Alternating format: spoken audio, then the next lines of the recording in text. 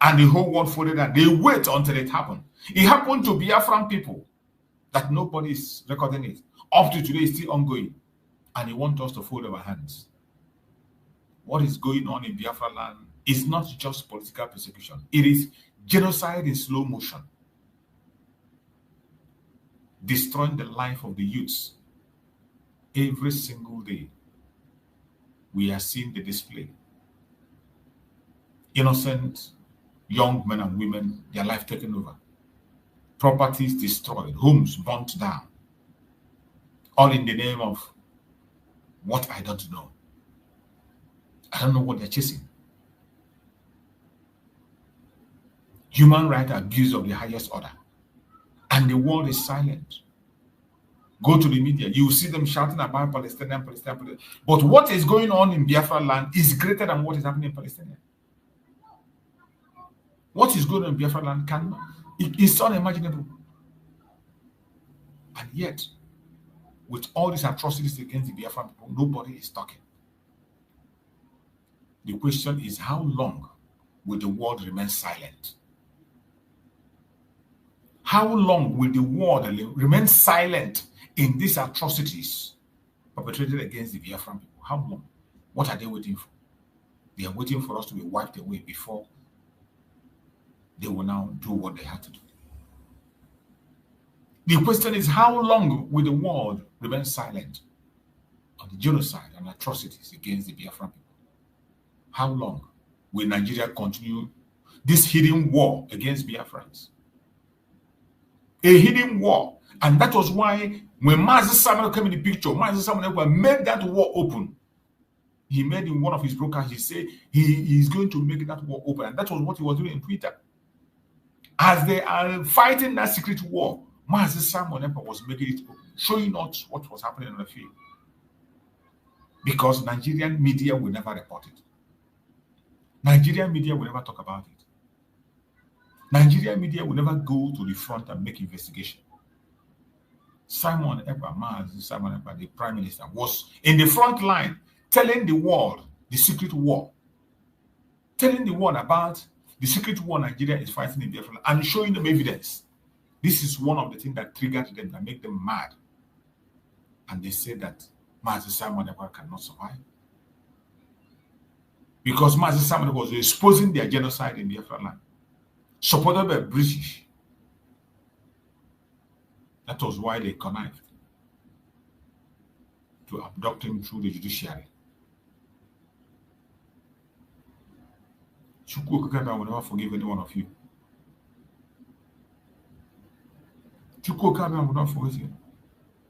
How long will Nigeria continue this hidden war against Biafra with everybody looking on and doing nothing? Today, we rise, we speak. We demand justice. That is what we are demanding, justice. Every one of us should put their hand, put their word, share this broadcast to everywhere you know you can be able to share it. Let us demand for justice. Let us continue to demand for justice. Share the program. Don't just sit back and watch. If you cannot make your own program, you cannot share the one that others has made. Let the world hear us and hear us clear. Let the world hear us.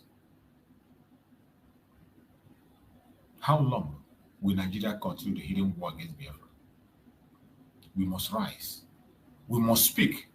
And we must demand justice. Let the truth spread like wildfire. Because silence is no longer an option. Has never, ever been an option. Silent is not an option and has never been an option. That is why I urge every one of us to rise up. Rise up. Do not be silent. Do not be silent. We must do what we have to do. No matter what happens, no matter the attack that is coming from east, west, north, and south, no matter what the enemy is, we must rise up and begin to speak and add our voice. Do not be silent. Do not be intimidated. It does not matter whether they listen or not. We can't keep silent and say we will not say. The genocide against us is so much. And we must continue to call out the genocide against the Biafran people committed by Nigerian government, which everyone is seeing on a daily basis. There are so many evidence of this genocide here and there. The only thing it takes for you to see it is for you to pay attention. You cannot ignore it. The atrocities against us is so much. It can't be ignored. The more you try to ignore it, the more it is being thrown in your face. And yet you see Finland supporting this evil. There is a video I just saw on on X. I want you to see this video and tell me, these people that you see in this video, do they look like normal soldiers? I want you, with your own wisdom, your own knowledge, I don't want to speculate. You, your own, by your own self, tell me, these people that you are going to see in this video, do they look like normal soldiers?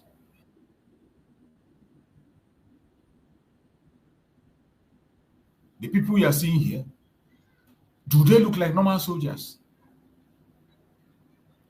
And you can see an aircraft. You can see a very heavy helicopter, military helicopter, that have come to drop them. And they are taking pictures. I want you to write on the comment section within yourself, these people you are seeing here, do they look like normal soldiers?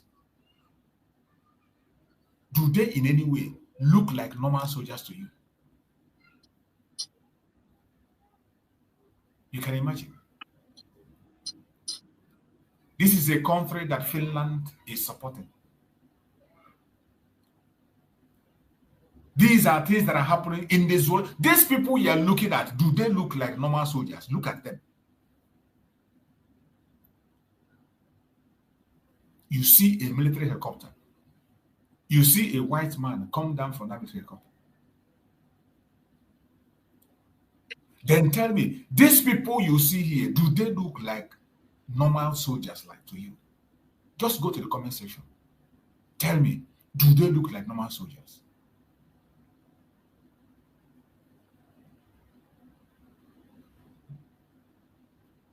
But the world will not see this. The world will not talk about it. They don't even care. All they care is to continue to condone the atrocities against the Biafran people. All they want to do is to condone their evil and make sure that we are not freed. Those of us that are seeking for our genuine freedom. You can imagine, in a thick forest, with a very heavy military helicopter, landed to make supply, to give logistics to the terrorists in the forest.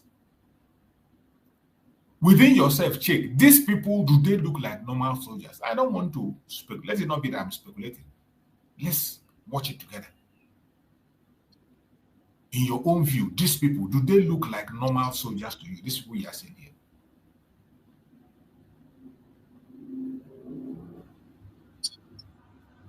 But this is what is happening. And the world is silent. The world is silent. You can imagine. They don't care. But in our own place where we are saying we want to secure our land, we want to be by ourselves. All we are asking is self-determination, the right to make decisions for ourselves, the right to have a peaceful environment where we can coexist with our neighbors peacefully. That is all we're asking for. And that is why we are being killed every time because of this honest and simple demand. Because of this very honest and simple demand, that is why Biafrans are dying every blessed day. For how long are they going to continue to take our lives? For how long will we continue to keep silent on the genocide against the Biafrans every single day?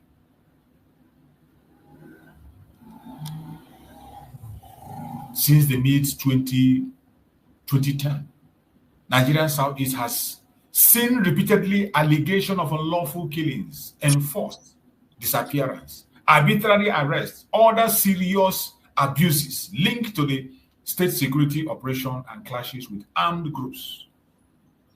These are reports from independent NGOs. Foreign government reports document thousands killed, hundreds forcefully disappeared in recent years. A climate of impunity, repeated failure of Nigerian authority to investigate. What are they going to investigate when they are the ones who are perpetrating this evil? Which one are you going to count? Since 2015, thousands killed, hundreds forcibly disappeared in Southeast since 2015, 2021 through 2024. Reported by Amnesty International, documents widespread killings and forced disappearance in Southeast and call the situation a decade of impunity. That is how Amnesty International described it. A decade of impunity. And yet, these reports are in the public. Finland ignored it, and they worked with Nigeria to take away a man who was trying to maintain peace and secure his own land.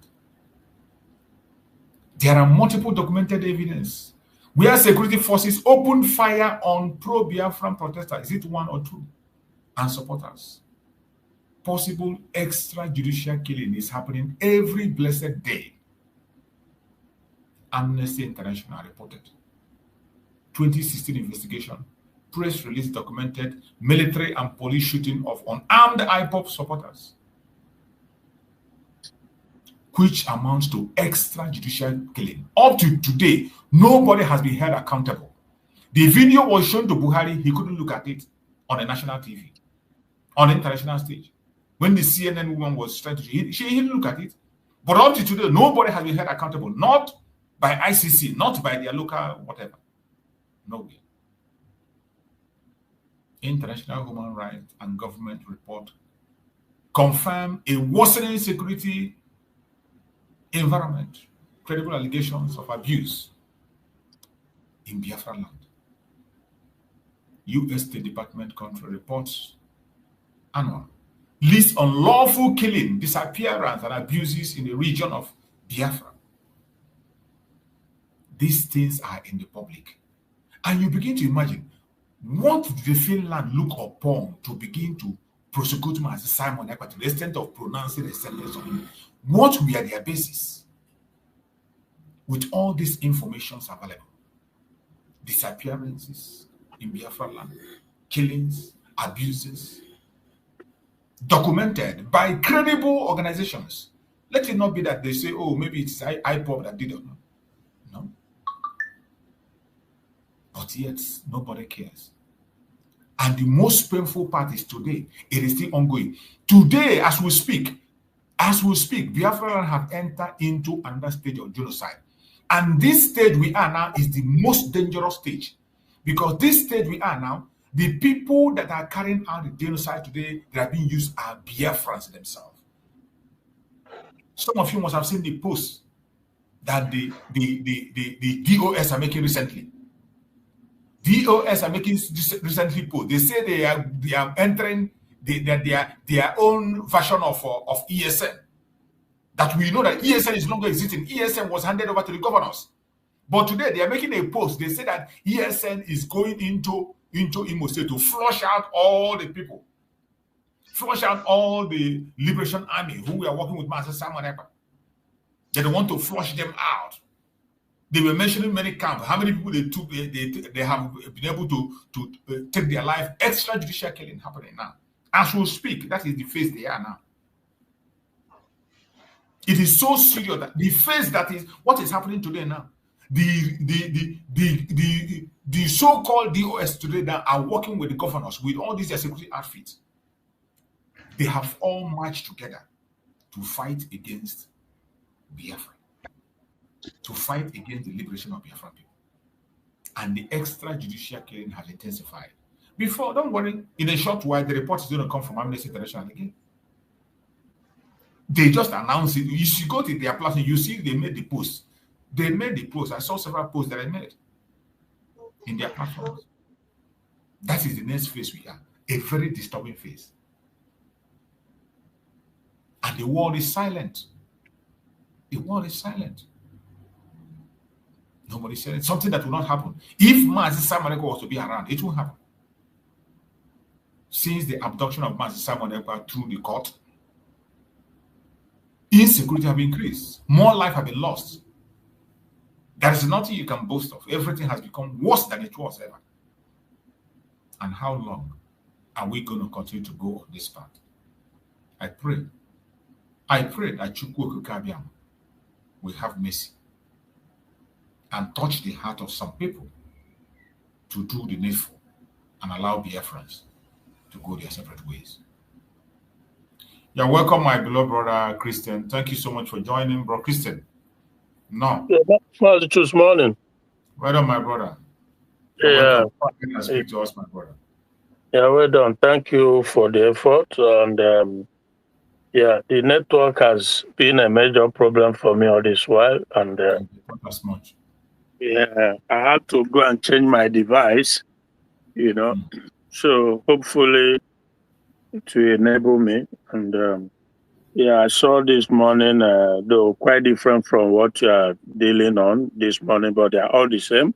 And I was really shocked. I was like, so this whole message of truth, the gospel of truth that was started by Mazi Nnamdi Kanu, I think it's, I don't know how to explain it. When I saw the video from Very Dark Man, and it's more or less preaching Biafra as we speak now.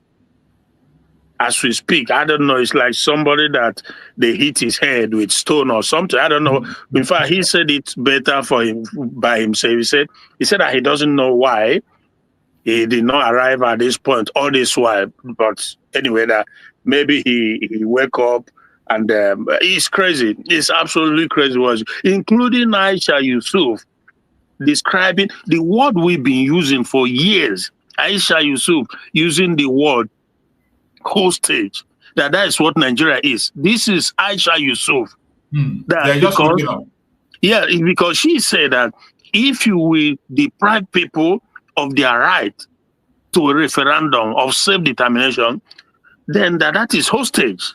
That is a kidnap. This is her word, not my word. He said because that we know how the country came about, and that therefore every region, Oduduwa, Arewa, Biafra, South, everybody should be able to have their different referendums, and the ones that decide to leave should be free to leave.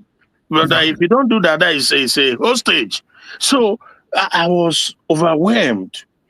And again, this is why consistency and continuous preaching is always the key, because at some point it begins to penetrate, you know, and you never know who is listening, because with Very Dark Man, his own started with the fact that how is it that Lagos has become like a drag on all the region in the country, that everything is Lagos, that why is it that we cannot have a seaport in entire, you know, like what I describe as old southeastern region, not even one.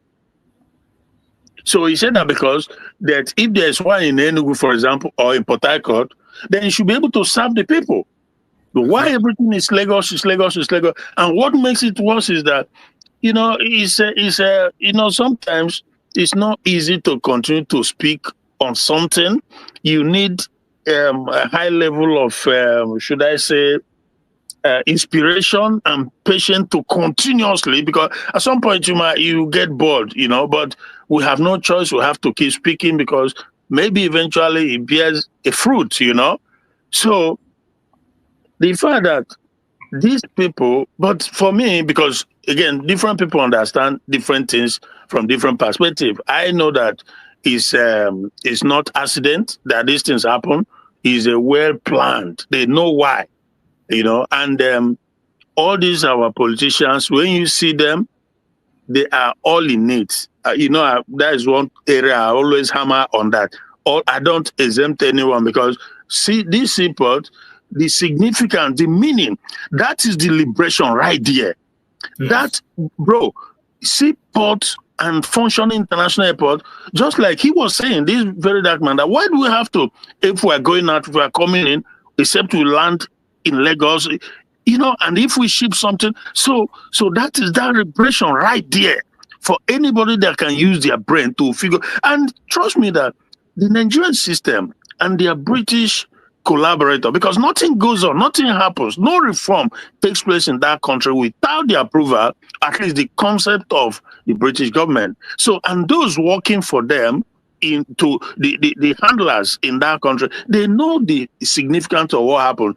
That liberation, that freedom is in that place. What? Because again, like a farm, you can go through it different ways, So there are different ways to kill a rat without blood, how they say, whatever. Now, so if I wouldn't have time to begin to, but I guess maybe in the past I've tried to elaborate on the significance of having these two major parastatal in any of the entire old eastern region, and they know, the enemies know what it means too, because they know the resultant effect of having it. They know. And again, because I saw maybe a week ago thereabout, the one most people are describing as a working governor, the functioning, blah, blah, effective, is bull crap. To me, they are all crap because they are all the same.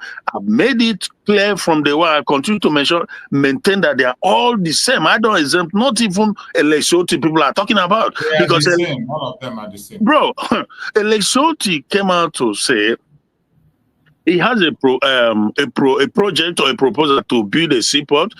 Then he came afterwards to say that the cost of it is beyond his reach. That, sort of, because he was giving maybe... Can you imagine? Yeah, because so that's why I say that they are all in it, because they all know that that one trade that is going to tear up. And something that if he put it up, you will see a contractor that will come and build it on his own. You investors, and you get it. That is how many people build their properties. That's how international investors, they will rush to it. Investors will take it over. And the Lesotho came out to declare that he doesn't have the money to build a seaport. Then you ask yourself, first of all, like we just said, if he put it out there, international airport Chinese, they will rush. That is an opportunity they are all looking for. In the shortest time. And he knows. And he knows.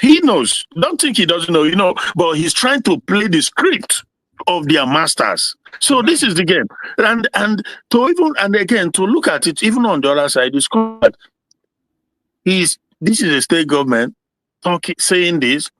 Meanwhile, you say you are in Nigeria, you are one country, but the federal government is building all these billions, if not trillions, of ventures in one place, Lagos.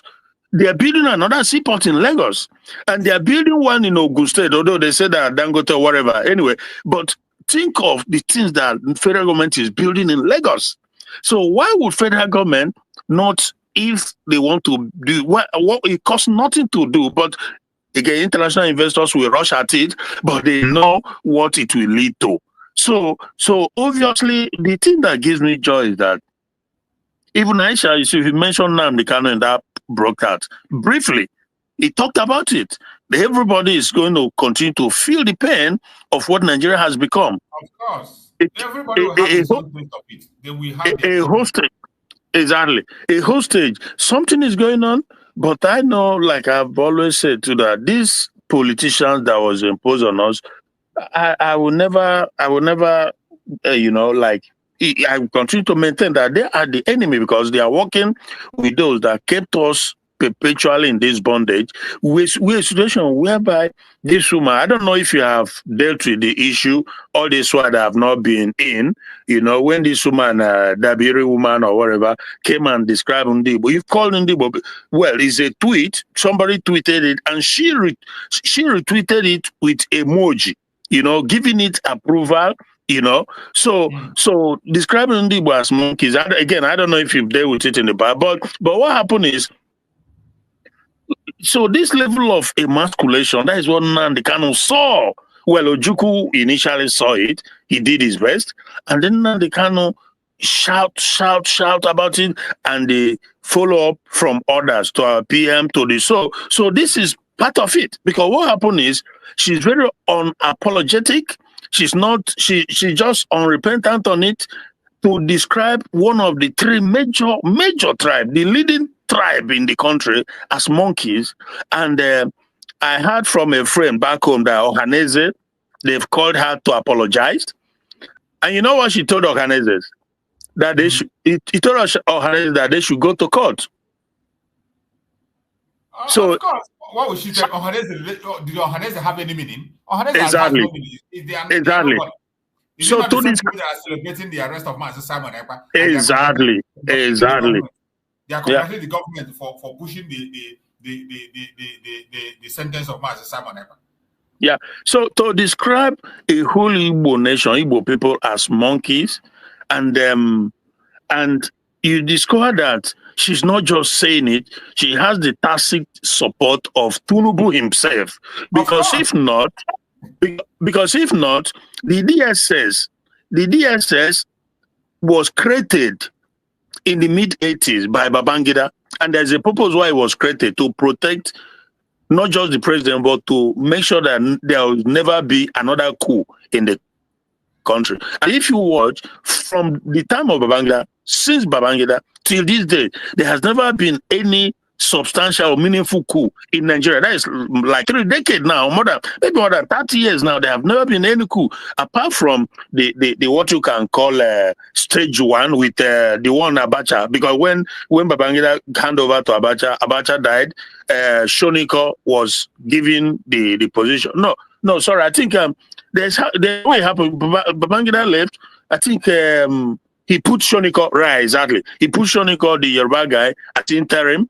And when Abacha just woke up one morning and asked my friend, get out of the chair, Abacha took over. So when Abacha died, then Abdul Salam took over, right? Since that time, so obviously from the time of Babangida, there has never been a coup. And there's a reason for that. How they set up the DSS that works among people, lives among people. The only thing they do is wherever they work at the service, at the expense of they are just at the expense of the president. Wherever it directs them, if you see DSS invade anybody, is the president that is.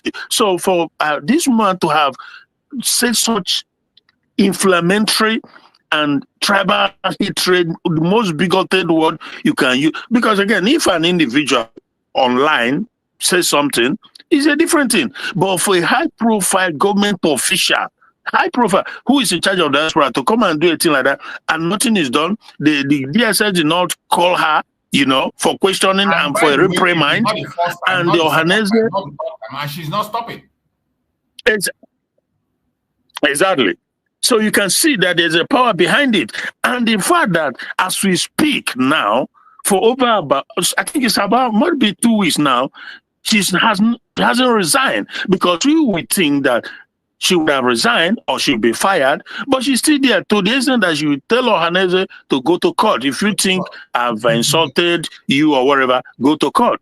So you see how much the where they've placed in the, but when we say this again, this is what Nnamdi Kanu saw and say we will fight, we will do whatever it takes to get out of this emasculation. So they have absolutely no regard for Igbo. Say that to the Yorubas or to the Fulani or to the Hausa and see what will happen. You dare not. See, You dare not say that. Hey, you know, so this is the thing. But I believe I've never been in doubt that something is going to happen, because for these two people now, Aisha, you know, who are one Nigerianist, and this other guy. In fact, this guy, very dark man, said that if they don't agree to give us seaport, international airport in Enugu or in South or wherever, then we're ready for Biafra. That is his word. He said that Biafra should come. This is very dark man speaking. This is somebody, all the youth, a lot of people listen. He's a young man, but people listen to him in that country. He has a lot of, you know, so obviously something is happening, my brother. Thank you so much, Brachus, and I'm still with you now. Thank you so much, my brother. You see, one thing is that we and these people, the only difference between us and them is that we see 1,000 miles ahead, even before ever we have already seen it. Yeah. And they don't have the boldness that we people have. Sometimes when they say things, they say it for their own personal interest, or when they want to draw a crowd, to themselves. They just say one thing or the other, and before you know it, they walk away from it. Aisha has been like that. Sometimes you see her throw a word into Biafra issue, and later on, she's still going back to her one Nigeria. There was a video of a very dark man that I played about where he was complaining about shutting down the platform of Shore, and the way government is clamping down on every post you make, whether on Twitter or on Facebook or on YouTube or any post you make that the government feel that post does not support them, is against them, they will bring it down. That they are paying to bring it down. There was a program he covered about Yelwata when that herdsman attacked Yelwata, that nobody went there. You know, he went there live to go and cover it. He said the government brought all those videos were brought down. He couldn't find any one of them. They were all brought down. And when he made inquiry, he found out that it was the government that was bringing all those videos down. And he also complained about the Nigerian media. The same thing we have been seeing, that Nigerian media has never gone to field. They turn a blind eyes. They turn a blind eye. They turn a blind eyes. I just sit in their office, whatever the Minister of Information writes for them and send on their studio. That's what they read. You know. Sorry, these are facts that Mazi Nnamdi have been crying about. Exactly. Mazi came about the same topic. Every one of us, the same topic is what we are saying every day. You know that. Sometimes they see us as people we are noise makers. Yeah. Even you know that, because the key point here, the key takeaway is that the so-called governors, they are the major problem. Why do I say that? Because they also know they are not all stupid. Some of them, like this OT or Soludo, my brother, these are people. The governors, just look at this OT you are talking about. How can a governor say that he doesn't have money to build a seaport? How can a sensible governor? How can in 21st century? You know what? Even if it is not an uneducated governor. Okay, well, you know why they do it? Why he said that, and the rest of them, they pretend as if they don't know. You know why they do that? Because they also know the effect that it will have when we have a functioning seaport and international airport in Biafra land, whether in their so-called South or South, they know what it will result into. So is that a result that they are avoiding by pretending that they don't have the money to blah, blah, blah. So this is the thing, because they know that it's like, that the liberation. No other way to put it is that is the liberation. If I have to begin to go deep into it, I don't need to even begin to go into it, but we know what they know, and they know also what we know. That's why they are not doing the right thing. It's as simple as that, So that is the situation. Thank you, bro. It's really heartbreaking. These people are all the same. Very, very heartbreaking. You can imagine. The only reason Oti will say that thing now is just because he wants to be relevant. He wants to be among the criminals. He wants to join the cabal. Yeah. He wants to win his election because definitely he has spoken out and they know his mission. They will give him the condition. It's either you withdraw from this or you will not come back in the next election. Exactly. It's either you withdraw or you don't come back in the next election. They have challenged him already. That ABC man have already told him that he's going to go out. The man has already challenged. He has already spoken on national TV that he's not coming back. The Kanu, so I think Kanu. These are conditions they will present to him. If you don't step away from demanding for this, demanding for that, or trying to build it, you are not coming back. And before you know it, they chicken out. Because if he continues, the next thing they will say is to send the military might with him during the election. As always, the same way they enforced Hope on the man in Imo State. They will just bring somebody else and put there. Easy work. That is an easy work for the Nigerian system. Meanwhile, everything they are doing is promoting just one Lagos alone. And at the end of the day, the Yorubas, they will, because anyhow you look at it, it's located in their region. Now, of course. So they will claim it. Even Mazi Nnamdi Kanu said it, that if anybody that come and tell you that the Yoruba Lagos is no man's land, is talking rubbish. That is just exactly. Yoruba land belongs to Yoruba people. You exactly. can't go and drag it. It is exactly. So, and they know what they are doing when they are developing only there. Of course, Tinubu, we know he owns Lagos. He is spending all the federal money to build it, the rail line, the modern rail system, everything he's doing there.